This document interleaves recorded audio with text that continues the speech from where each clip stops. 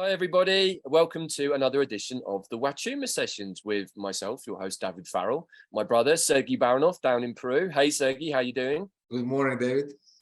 Good to see you again, my friend. So today we're going to be following on from the first of the Huachuma Sessions we did a few weeks ago, which many of you enjoyed greatly. We received many emails about Sergey's story, his journey, his work with the sacred cactus, the Huachuma. And today we're going to be following on from that and developing some of the ideas we talked about. And we're going to be talking more about Sergey's work down in Peru, in his retreat, where he runs many Huachuma sessions and has had many, I guess, hundreds, if not thousands of people come through with many incredible healing stories. And, you know, you have your own Huachuma podcast that goes out too, which people can connect with, where you often interview, in fact, I think people who've been with the medicine at your retreat center, right, Sergey? So where would you like to start, brother, to follow on from the last episode? Anywhere you want. You're the host, you know. You Okay, lead man. the show. So look, you know, one of the things that we were chatting about off screen before we jumped on the record today was about the importance of lineage in spiritual traditions. Now, coming from a Buddhist background myself and having taken many teachings and transmissions from many lamas, one of the things that would often happen, or nearly always happen actually, at the beginning of a teaching would be that the Lama would sit down and he would explain his lineage of teachers and which transmissions he had taken. And he would do this in order to basically, I guess, credibility as to why he's the guy sat on the cushion giving the teachings and we're the students sat on the floor listening. So it's very much similar, and also in the shamanic traditions and the magic traditions too, because many shamans give lineages and energies and transmissions when they're teaching their apprentices. So I want to talk to you a little bit about that, Sergey, to put it into some context, and then also to expand a little bit into the work that you've been doing at your retreat center, which is in Sacred Valley in Peru. Is that correct? Or yes. That area? Yeah. Sacred Valley. Yeah. Where would you like to start with that, Sergey? Tell us a little bit about your own lineages into this work. Okay. Well, I began my shamanic journey in Peru. And my first teacher and the main one was Howard, also known as Don Howard. He passed away in 2019. He was a founder of Spirit Quest. It's a retreat retreat center in Cactus. So, you know, when I met him, it was clear to me from the beginning that he has knowledge. He knew the way, and it was just clear. I saw it in his look, and then of course in many conversations, and of course when I came and we drank medicine together, we had, you know, many conversation on the medicine, then I knew for sure that that's a person I was looking for a long time, you know. So he became a teacher, and for about 3.5 years I was working with him together, coming, going. I was living in California back then, was coming, you know, 3-4 times a year, spending time here in Peru with him, but only with Huachuma. We begin from ayahuasca. She opened the gate, and then when I came to Huachuma, it was clear that that's my medicine. So every next time I came, it was just for Huachuma. So that was my main, you know, from human beings, he is the main teacher for sure. I can say that, you know, but I have other teachers too. And, you know, over the years, you know, you accumulate as you walk through the path, you meet other people and you learn from every person, you know. So when it comes to Huachuma, I would say that of course he is the person I got it from, you know. He has introduced me to the high standard of medicine work, you know. And then there was another person who also I met through him. He lives in Chavin, and that's pretty much what comes as far as goes to Huachuma. But I have peyote teachers, ayahuasca teachers, you know, these are all lineages, you know. Although maybe you can tell us some about those. I mean, Sergey, I mean, when I was down in the Amazon myself, my teacher was an ayahuasquero, but he was also a tabaquero. So I got initiated both lineages. That's often the way with shamans, right? Yeah. It's although I started, you know, in Iquitos, and it was ayahuasca at Spirit Quest. It was run by Don Robert. But you know, my I wouldn't call him to be my teacher. It wasn't that, but we didn't have much. It was just, work in a group, but it wasn't really personal thing. My ayahuasca lineage would be from Shipibos, from Pucallpa, Okay. from Mawa family. It's a very well-known family of ayahuasqueros. They're all shamans there, grandfathers, grandmothers, uncles, everybody. There's a huge family. Everybody knows them in Pucallpa, So my lineage would be from them. I work with Orlando, and I would consider that's my ayahuasca lineage come from there. Although he's not the only one, I also work with another person who is a very special ayahuasquero, native to Cusco, and that's the guy we work more often. When I have people here for ayahuasca, I call him. It's just logistically easier, and he's a carrier of both traditions. He's a hybrid, which is very special. He's probably the only one in the whole region of Cusco who's carrying the Andean shamanism and ayahuasca from Shipibo. So he's uniting both ways in it, which is very beautiful. It's very beautiful to see how things work together. His Icarus, although his Icarus are Shipibo, but his prayer go to the mountains, and it's like it's two lineages come in one, and it's very, very beautiful. So that would be ayahuasca. And then the peyote? And peyote, yes. Peyote, obviously, it's Mexico. It's Huichols. It's the people I work with. It's in Nayarit. It's a central west state of Mexico. Or east, no, what's it? East, west. Central west. Nayarit is west, yeah. Yeah. It's actually very close to where we are here in Michoacan. It's not that far. It's a few hours. We have actually, not too far from here, we have a sacred island in Lake Chapala that is sacred to the Huicholes. It's called the Scorpion Island. But there is also a lot of presence of the Huicholes in the Guadalajara as well. So they are very much part of the culture in this part of Mexico. That's very good. Yeah, that's my connection with peyote through Huichols from there. It's from Nayarit. So, and I also had peyote in North America too, but talking about lineage, talking about the connection, that would be Huichols for sure. So Huichols in Mexico, Shipibos in Amazon, and Huachuma, well, that's a bit more broad. That's through Harvard and through my own connection. So that's basically where I come from. Interesting. Thank you, Sergey. And there's a reason that we wanted to share that at the beginning, because it gives a background to your medicine work. And when you've worked with multiple medicines like you have and like I have, the lineage of the teachings that comes to you, well, especially through the humans at the beginning, is important, but then also the energy that comes through the lineage itself when you're with the medicine, particularly with ayahuasca or Huachuma or peyote, is such an important part of the process because it helps hold the container for the work that you do, right?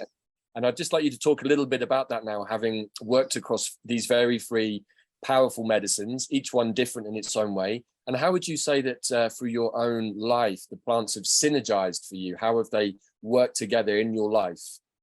They all play different part, different role, and there is time for each medicine. That's how I see it. To be where I am today, I had to do what I had to do back then. It had to be peyote. It had to be a near-death experience in Mexico with peyote, so I can walk this path now. That's how it is. It played its role then very well. Now, that doesn't mean that I will never have peyote. I love peyote. It's beautiful medicine. I have it right here. I just don't have time for myself just to go and have peyote. I have people all the time. But, it's just when the time is right, when the medicine calls you, and, you just answer the call. And, with ayahuasca, it's a bit different because we actually host ayahuasca retreats here. So, ayahuasca, she's more part of our normal life here. But also, there is a specific purpose for me why I drink ayahuasca. And if you want, we can talk about that. Because, when I'm dedicated to Huachumero, I get everything from my medicine. I'm a loyal servant. She gives me everything, absolutely everything I want, need, I'm happy, absolutely. I'm contentful, feel spiritually, I'm not looking for anything from other medicines, people who are actually looking for a medicine, that might mean that they're not really connected well to their medicine, because each medicine can give you everything. It's just a matter of connection. But that doesn't mean you cannot drink other medicine if there is a need. For example, I drink ayahuasca for specific reason.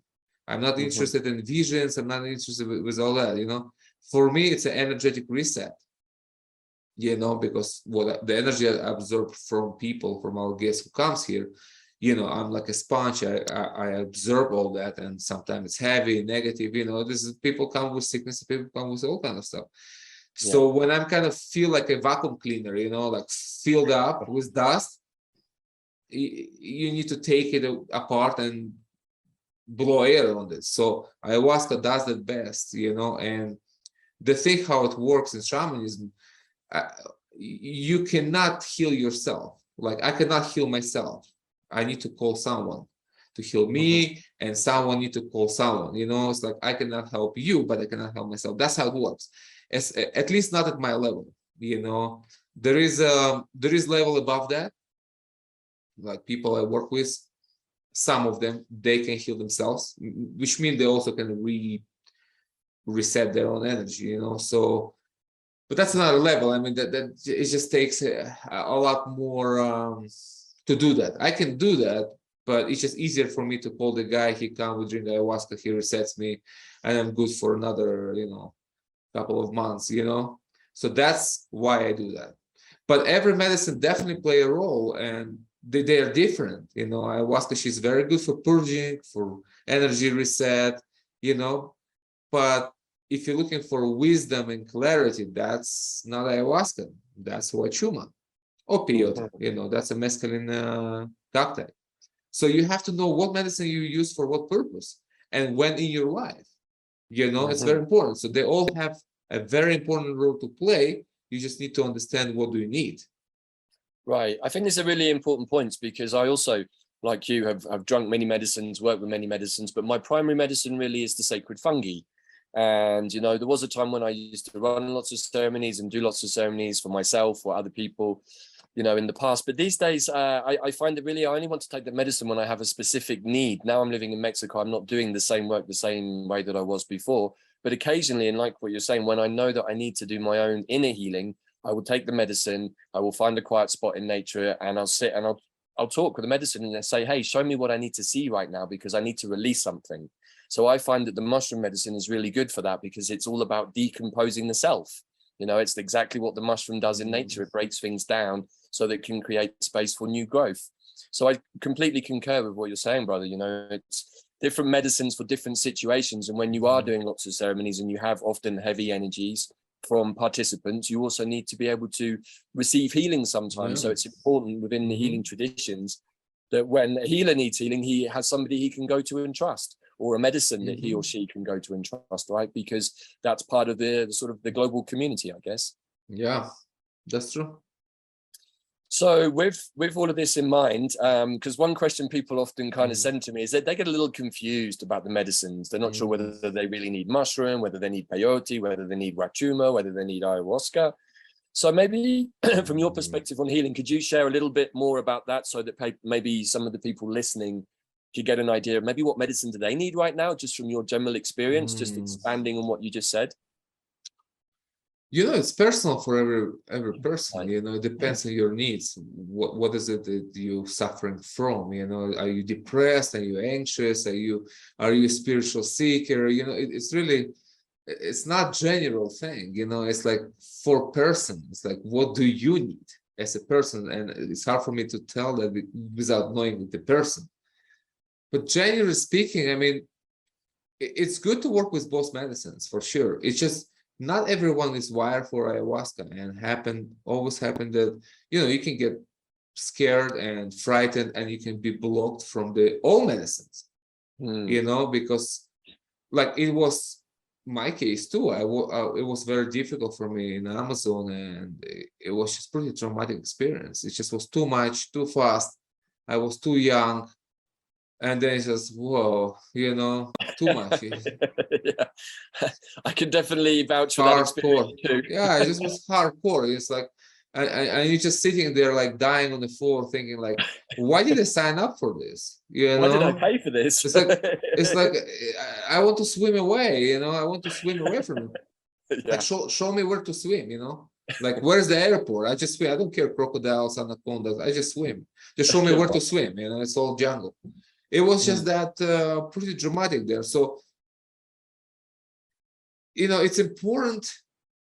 First of all, it's important to work with the right people who understand you, who don't just blow your brain out. Like especially maybe this is the experience I had, so I can learn to be different and I can help people to go into the medicine in a gentle, grounded, guided way, removing slowly the fears, helping people with self-confidence. In my ceremonies, nobody is it's super beautiful and peaceful and extremely profound, because that's how we move through it. I look at you, I dose you right. I kind of, this is each person different medicine. I have light, I have strong, I have medium, I see you, I talk to you, what's your experience? It's not like you come and I just blast your brain out and it's just like leave you in the forest somewhere. I don't work like this. We come together, we live together, everybody's happy. I'm here to empower you, not to overpower you. So it's a very individual work. So it's like, okay, you need this, you have a lot of experience. Okay, this person never had anything. Okay, she need this. And then I bring people to where they need to be. And that might be different for everyone, but we all end up in a beautiful healing space. For you it might be this much of black medicine, for her this much of orange. It's a different strength, different intensities. So it's very important who you drink with and how the medicine is administered to you. This is why you have to be careful when you go to these commercial places. It's like when people just, this is not a personal work. It's more like tourism, and next. You don't want this, because you're messing up with your psyche. You have to be sure what you're doing, and who you're doing. So, right. I agree, brother. This is an interesting and important point. And, when you work with many different medicines, not just the entheogens actually, but many other powerful medicines. I also work with hedgerow medicines like, St. John's wort and nettle and mugwort. But when we work with these plants at the energetic level, we realize how powerful they are and what powerful beings they are. And having just done a 3-week dandelion immersion, this is a very, very powerful being. And so, this is how, as a medicine person, as a shaman, etc., we have to be always aware of what does the individual need. And like you say, not just to give a blanket dose of some very, very strong jungle medicine that's going to blow people into the next universe. That's not super useful, right? It's irresponsible. Right, exactly. So this is an important... You'll traumatize a person and will block their experience, and you'll block their way. They will never look at the medicine again, any medicine. They will associate everything with this. And that doesn't matter if you explain them, hey, Huachuma is different, completely different medicine. And in their minds, like, oh, no, thank you, I don't want anything. So you have to consider that this is the healing path that you're opening for people. So be careful not to block it for them, Right. Well, we're not in the business of traumatizing people, right? We want people to heal and, like you say, get empowered. So, exactly. So with this in mind, let's concentrate now a little bit more on the Huachuma path. And I know you have many stories to share and many healing insights. And I personally would love to hear some of these, because I've been with Huachuma many years myself and have my own journey, my own experience. But I don't run a retreat center in Peru like you. So I'd like to hear more about what you've seen and what you think is important right now for people in this very big moment that we're currently in for the whole of humankind. The healing stories are really a lot over the years. I mean, I can just write a whole book just putting healing stories there without even me saying anything. So it's really hard to pick. There's so many. I mean, people coming with so many things. But before we get to this, I want to say this: I don't advertise myself as any healer. You don't see it on my website. There is nothing. it's like I don't say come with depression, I heal you, come with this, come with this. Nothing. This is all happening in the background. This is happening as a result of the work, but that's like a side effects of the work. My specialty is spiritual.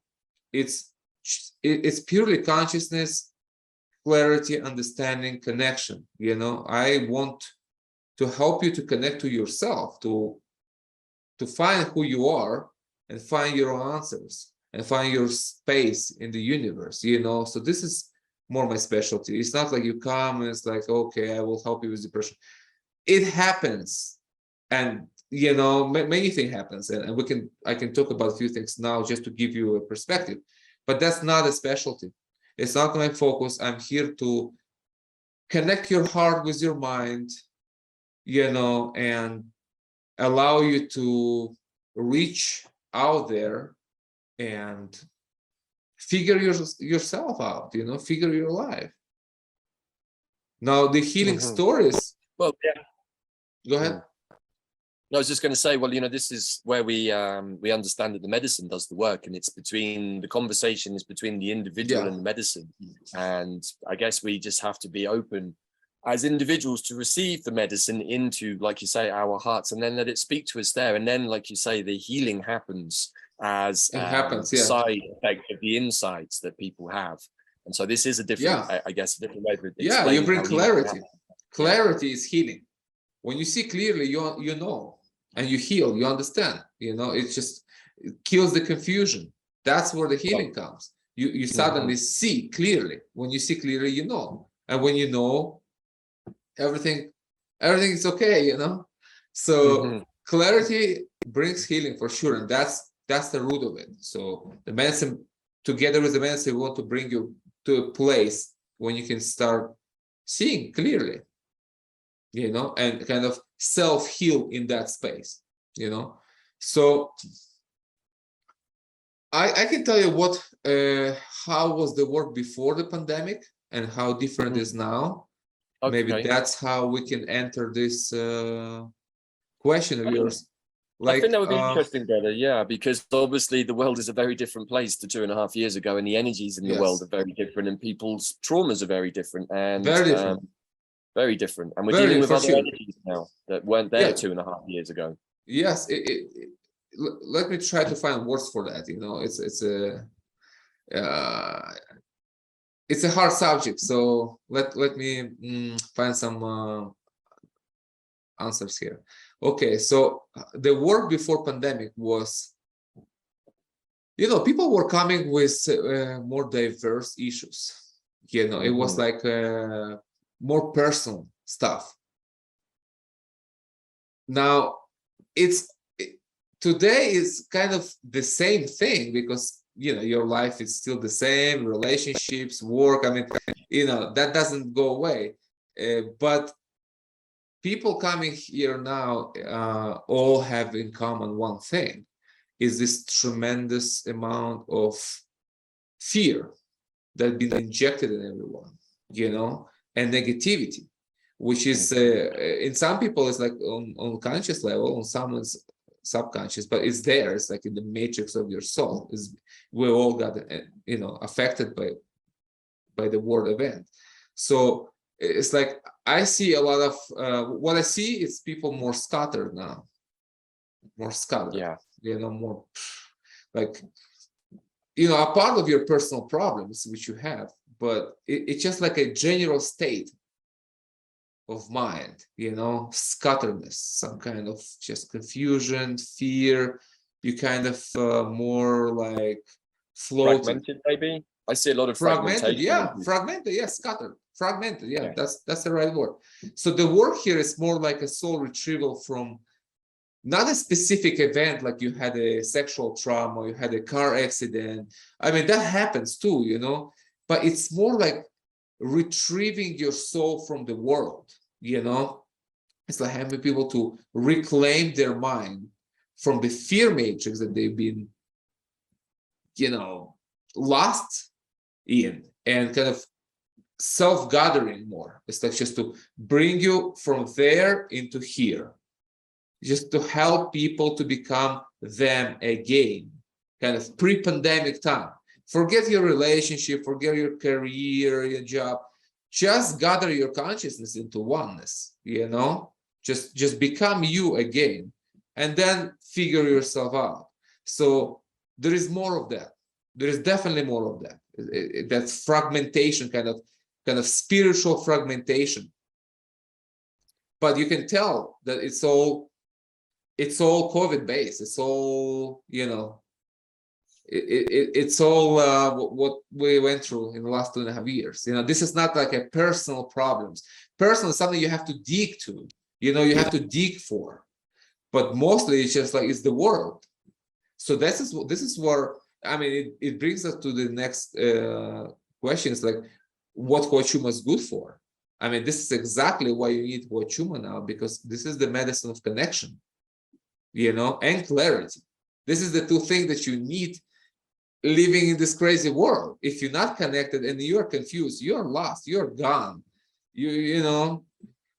This is why Huachuma is so crucial now, because that's exactly what everyone needs, regardless of your spiritual quest, of your political affiliations, your religious belief. It doesn't matter.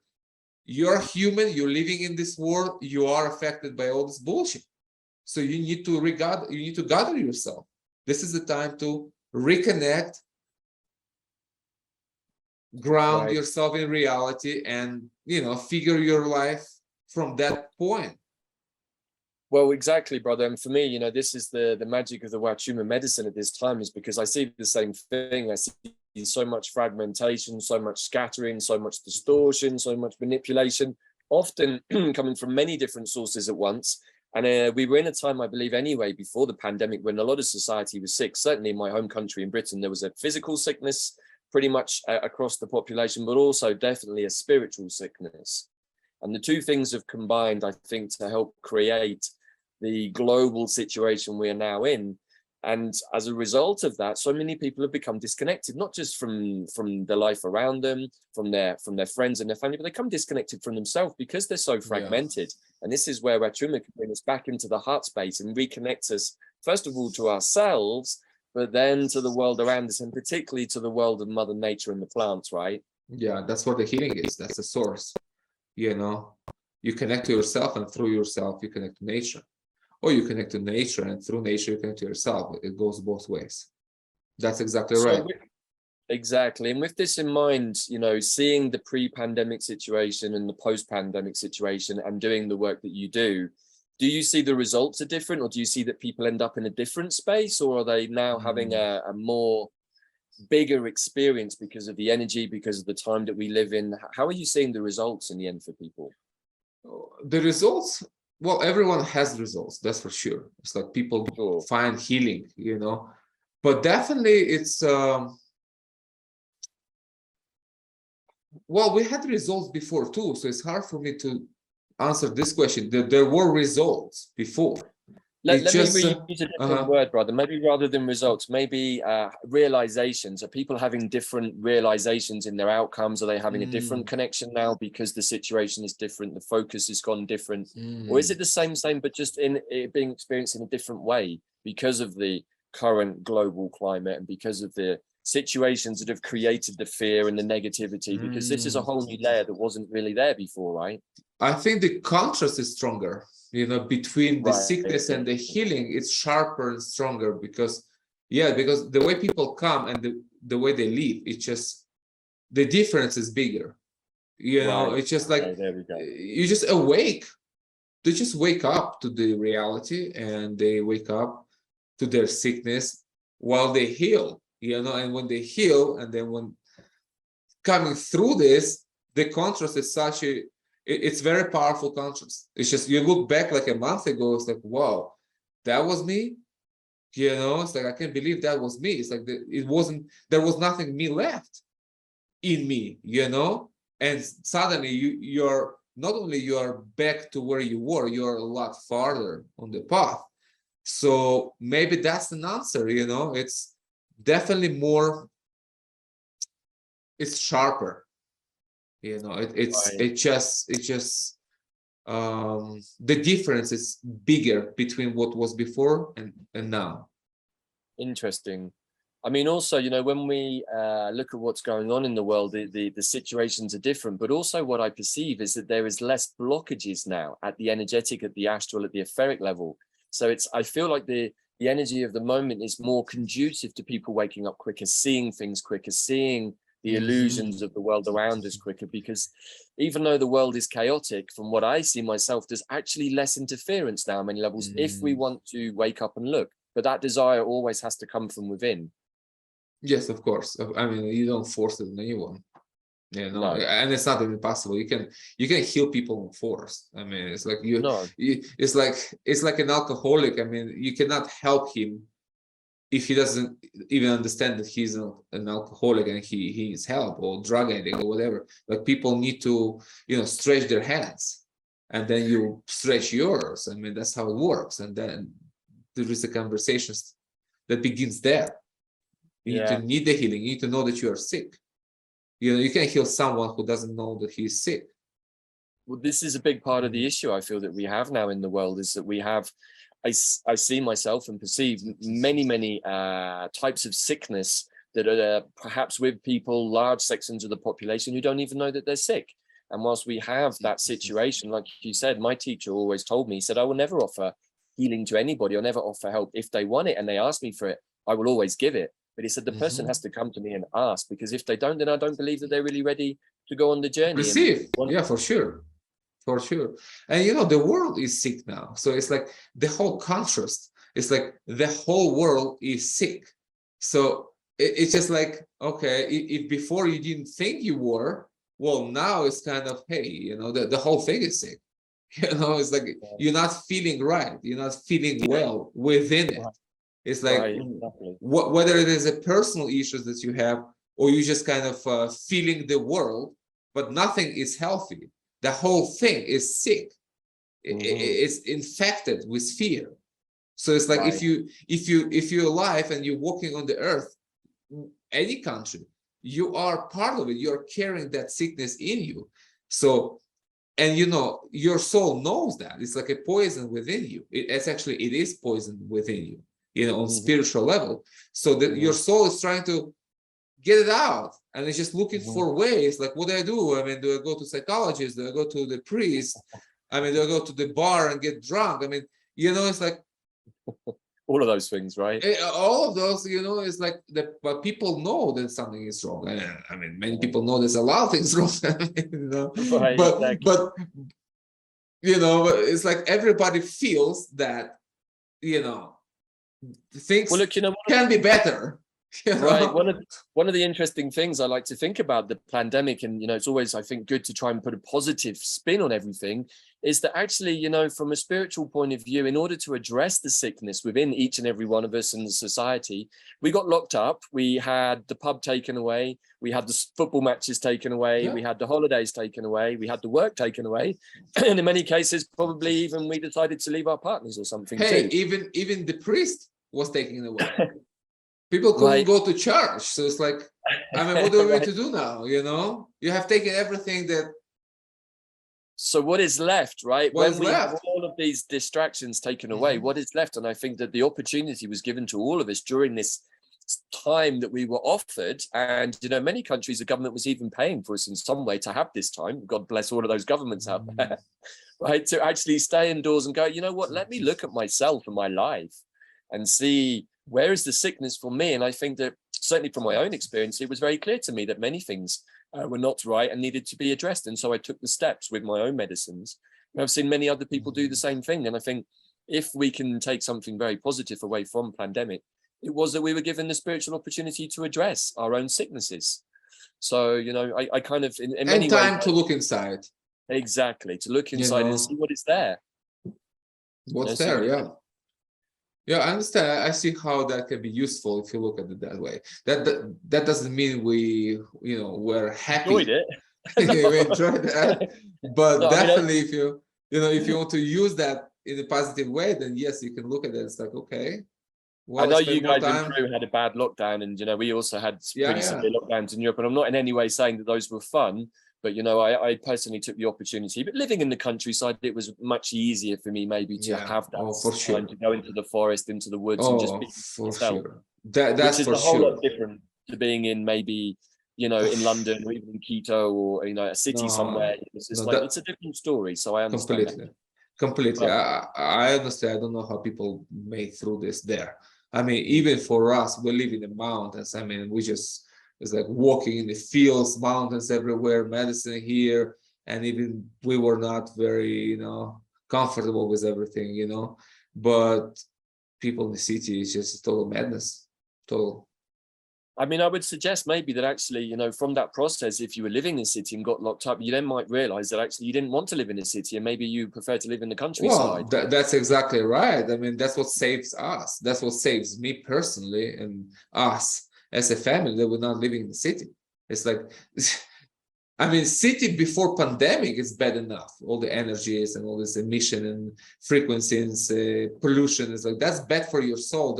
I see this as a and I write about this in my books. You can go back pre-pandemic. I speak about this. It's on records. It's like I see city as a main cause for neuroticism, depression, anxiety. It's like you're sick because you're living there. Right. It's the lifestyle. It's where you are and how things are. You're in the matrix. That's why you're sick. Plus put on top of it, your personal stuff. But that's exactly the thing. And now you can see clearly that the city is not your friend. And that's what I'm trying to tell people. It's like, okay, guys, you don't have to live in the city. Just you have the right to reorganize your life in a way that you have, nature in your life, medicine in your life, peace in your life. It's like you're not a slave to a city. You don't have to be a slave to this. It's a matter of realization, vision, and willpower, and recreate things in your life. Move out, towards self-sustainability, towards nature, towards like countryside. That's where you find peace and healing, with or without the medicine. The lifestyle itself is your medicine. Just get the hell out of the city. And the bigger the city, the worse is the problem. It's like, for me, I avoid city at all costs. I don't want to travel. I don't want to go anywhere. I feel sick just landing in the airport. It's like literally, it's like, whew, I want to go home. I want to go to my mountains and just be here. You know what I mean? But I born in the city. I'm a city guy. I'm born in the city. I live in the city. I know both lives. I know both worlds. It's not like I'm like a jungle guy who have never seen a building. You know what I mean? I'm a city guy. So I have both in me. So I can do both, but definitely my soul is happy here. It's nature. That's like a major part of all my preaching, like move out and go, into the wilderness, into nature, into the country, mountain, forest, organize your life in a different way. When you have different frequencies, when the life has a different sound and vibration, and that's nature. Think this is really important, brother, because I'm like you. I love the mountains. I also was born in the city, lived in the city for a large part of my life, and know both energies. And I know now at this point in my life that to spend long amounts of time in the city more than a few days is not good for me. I get sick. I feel the energies. I have to do a lot of inner work to keep the stuff out. I can then go and enjoy a couple of days to be in the city, but the vibration is so different to being here in the mountains. When I get back here to the mountains and to the orchard where I live, it's just like, I suddenly feel all of the plants, the healing arms come around me, I can ground, there isn't lots of distorting energies. And I think, this is really where a medicine like Huachuma can really help, right? Because it really connects into the nature energies. It's a nature energy, it's a nature medicine. It's exactly right. It's a direct bridge to nature. And that's what I see when people come. They feel the healing starts before you even start, before the ceremony. You just arrive here into our energy field, and it's already different. And people already can just like kind of, take the armor away and just like, wow, it's a different pace, it's a different air, everything is different, and then the medicine comes and completely connects you to the mountains, and then you just start breathing with the mountains, and that's where healing really kicks in. So definitely it's nature and the medicine. So Huachuma is the key to to the energies of nature. You can heal yourself from the elements, from the sunshine, from the river, from the wind, from the trees. You just sit there and you just like absorb all this beauty, absorb all this healing and peace. And that's what's changing you. That's what's healing you. Well, nature is the healer, right? And I don't remember anyone ever saying that concrete is the healer. I don't remember hearing that from anyone. No. We use concrete. For the foundation of the house, but that's not a healer. That's just a foundation. You know what I mean? There's a place for this. There's this, there is a space for this, but this is not your healer. No. If you're surrounded by concrete, you have a problem. Like we're not built for this. We're not angels, man. We're nature. We are organic beings. We feel naturally uncomfortable surrounded by it. Of course, people get used to it because they're born in the city, they live in the city, but that doesn't mean that it's a good thing. Wasn't it Krishnamurti who said something like, adjusting to sick society is not a sign of health, something like that? I'm paraphrasing, I don't remember. But that's exactly what he meant. It's like, yeah, of course you can live in the city, but that doesn't make you a healthy person, or happy person. You see, coping with problem doesn't make you happy. It's just coping. It's coping. It's a drudgery. Life become a drudgery. I don't want my life be a drudgery. I love my life. I love every moment of it. It's like I live my life. I lead my life.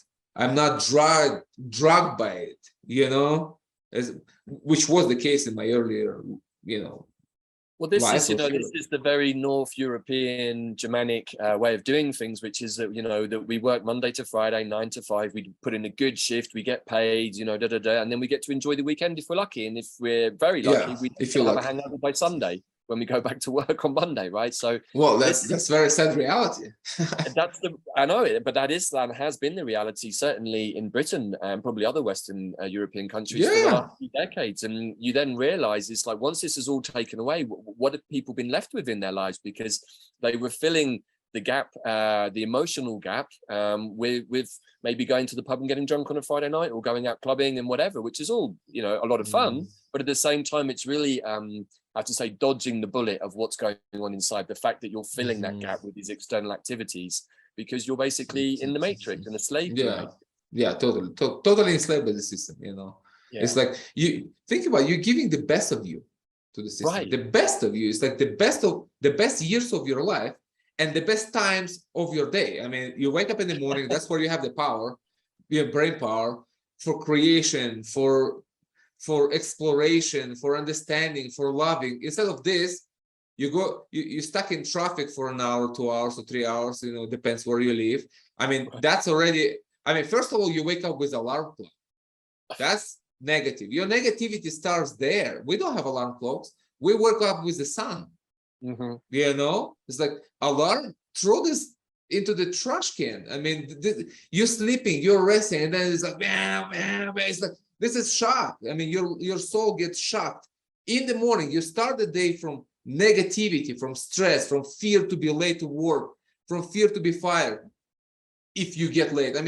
How do you want to be happy if your day begins, the very moment when you wake up, already begin from stress? It just exacerbates during the day. Traffic, fighting with people, road rage, coming to work, always somebody you hate there. The job that you hate doing too, how many people actually love their job? That's a good question. It's just, you do something out of necessity to pay bills, and then you come home, again traffic, and then you come home, you're already so tired, you don't have time to even be with your family, even relax. Even it's like, you're so worked out that you just want to die until the next alarm wakes you up. You know what I mean? This was all pre-pandemic, right? Before we had to worry about other restrictions. And That's a normal life. That's a normal world. More stress laid on top of already a society that was frazzled. Already stressful. Yes. Already. And now you put the pandemic. Now you put the mask. Now you put the jabs. Now you put the restriction. Now you put the fear. Now it's a road to suicide. That's what I'm saying. It's like, this is you are moving towards breakdown, psychological breakdown, which will be also physical breakdown. I mean, things are connected. I mean, you lose your mind, you lose your health, you lose your everything. This is a self-destructive path we were set on, and it's extremely crucial for your health to reclaim your mind from it and live your life within it. If that's all you have, of course, it's better to just get out of there and just find a place in the country, like build your life in a different way. But even if you can, let's say for whatever reason you have to be living in the city, you still can be there. You still can be awake in the matrix and use the system for your own needs and not being a battery for it. I mean, it goes both ways, but still you can be a lot more aware and conscious and do things the way you want to be done and kind of find your way in it if that's the only thing you have. And plant medicine for sure helps with that, and especially Huachuma is that key that can unlock the whole new world and show you a path of peace and happiness and health and well-being and clarity and just joy. Because what happened now with all this pandemic, I mean, the architects, they just suck the joy out of life. That's what it is. That's what happened. It's just, and that's by design, is to make life, unbearable. And the idea is to bring this joy back and increase that. So Huachuma can help you to find that balance within yourself, find that peace, and return to a joyous state of being, which was not even pre-pandemic, was just primordial period. It's the joy that you're born with. It's deeper than that. When the kids born, they're just pure happiness, pure joy, pure innocence, pure, that's the place where we can go to. But of course, we through mature, through the lens of adult, And I think this is, really, as we approach the end of today's Huachuma session, and as we're going to come for a wrap up, we've already gone for an hour, brother, talking about the medicine and what's going on in the world. But what I think has really come out of today's talk with you is that we're at this point where, it's time to make a decision to follow your joy. And if what we've been talking about, these kinds of situations, if you're in a city and feeling tired and drained, and many things that I hear from people actually all over the place, it's like, maybe this is the time to stand up and make a decision for yourself. You know what? People often say, well, it's great talking to Sergey. He's down in Peru. He's got the medicine down there. But what happens if I'm living in South London right now and I don't have access to that? So I want to make the point that, what we're talking about is, yes, this is one medicine. You can go to Peru, meet Sergey and drink the medicine with him, which I would recommend.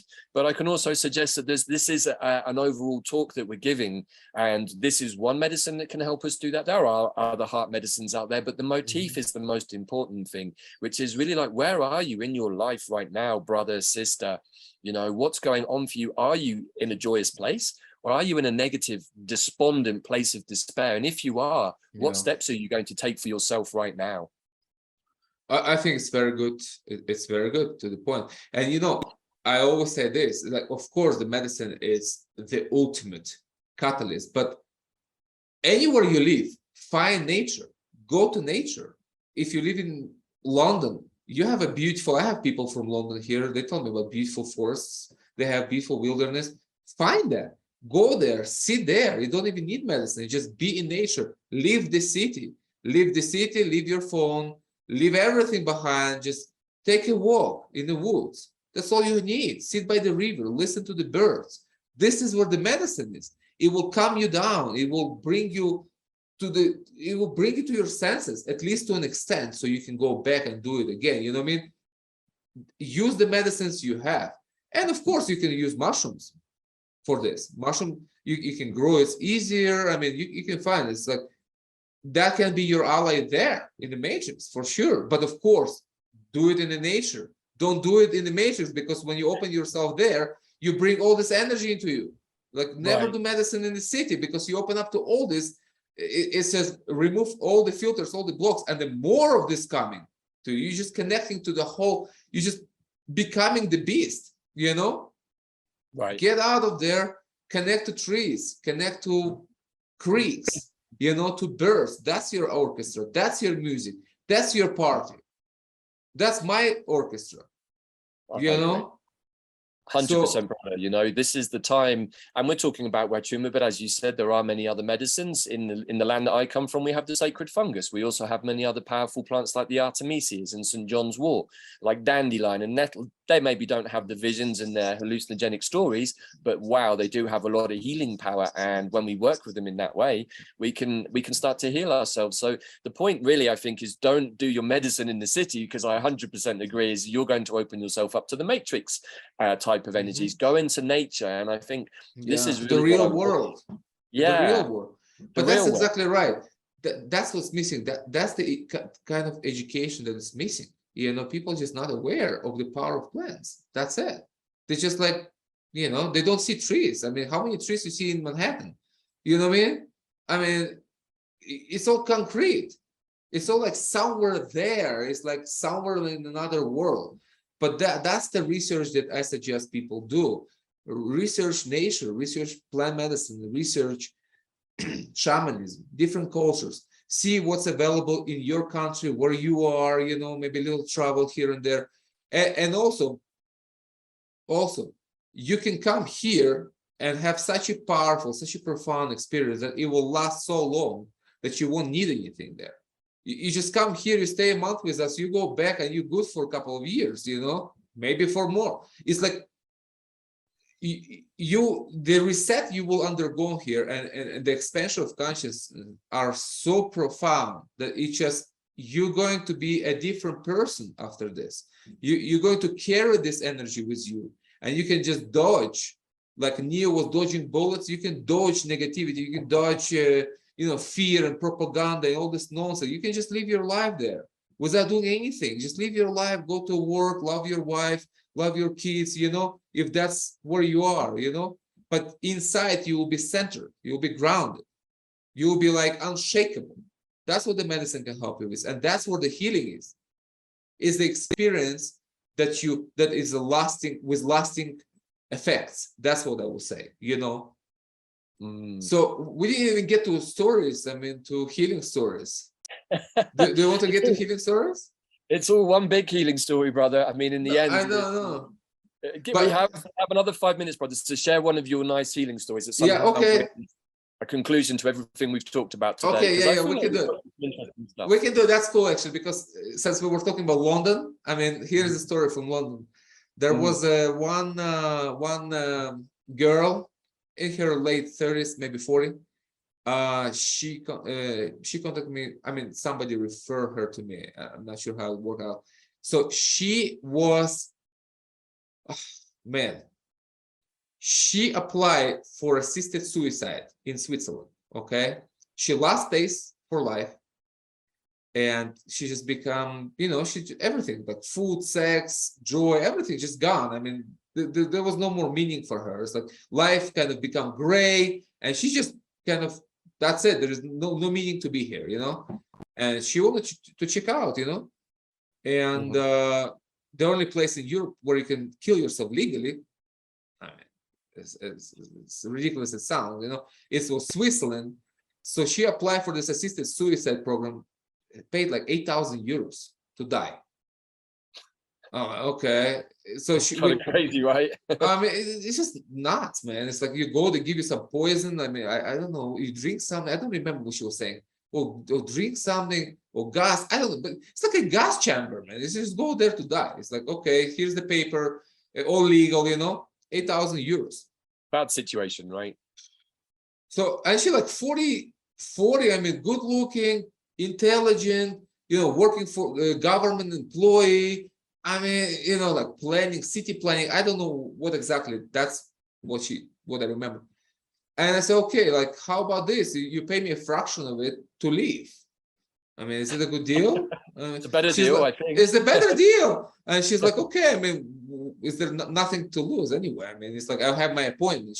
Because it takes like 2 years it's an application process. The approval is like 2 years. You have to wait for approval to die for 2 years while you're working, paying bills, paying your taxes, you know.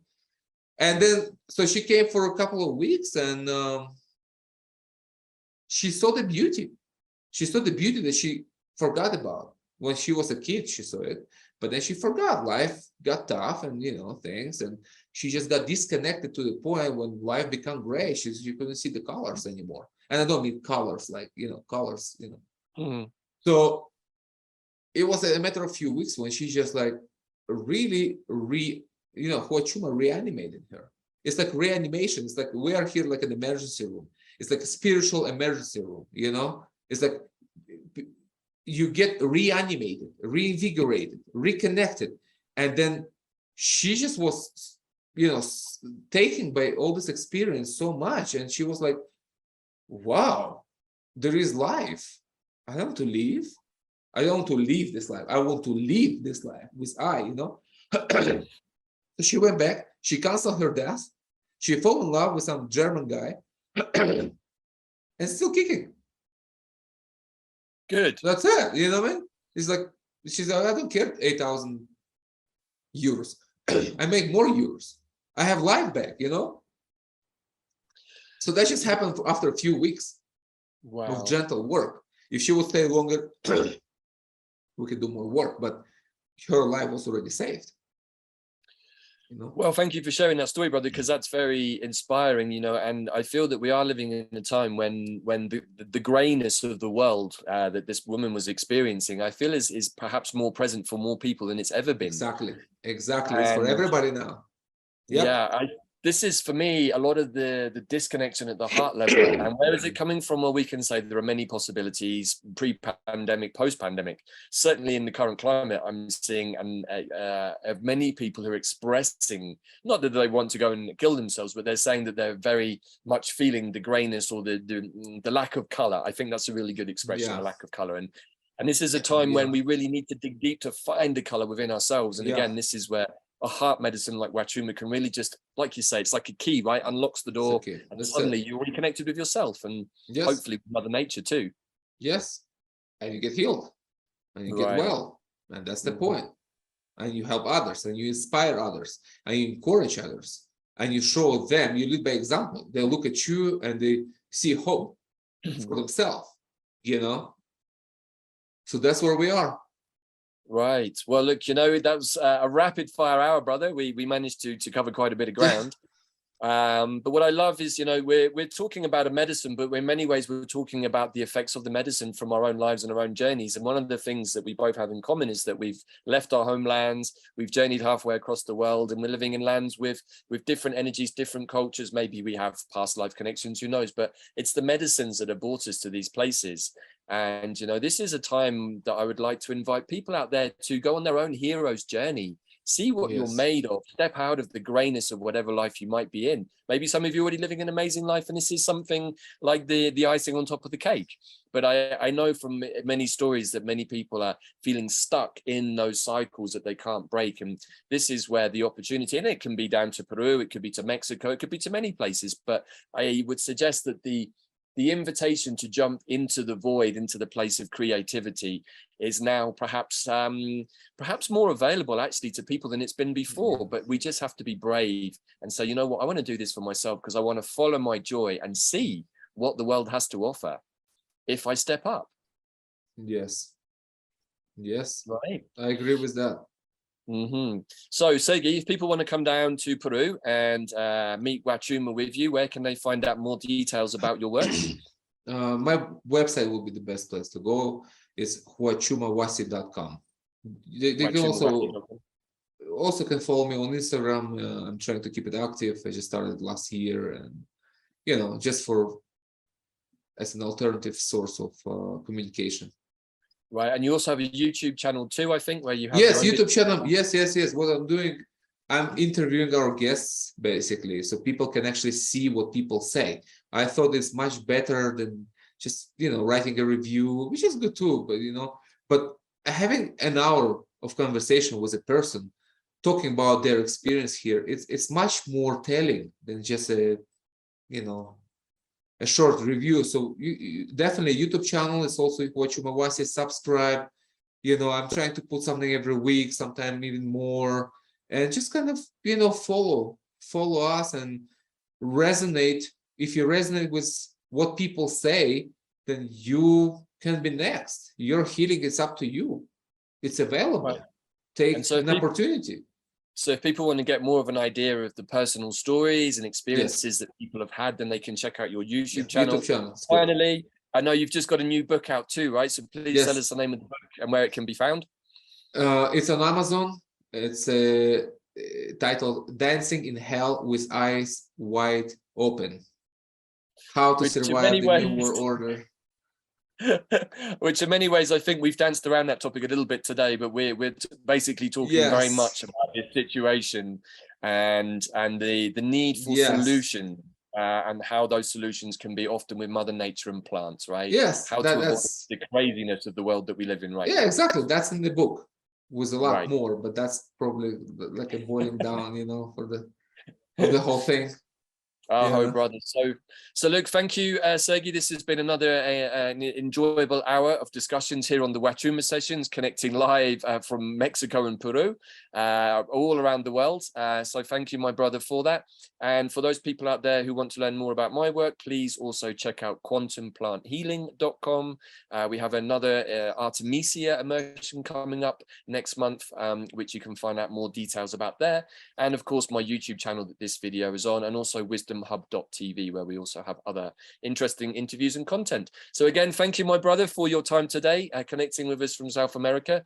Thank you, everybody, for listening, and we'll see you next time for another round of the Huachuma Sessions. Ciao, ciao for now. Anytime.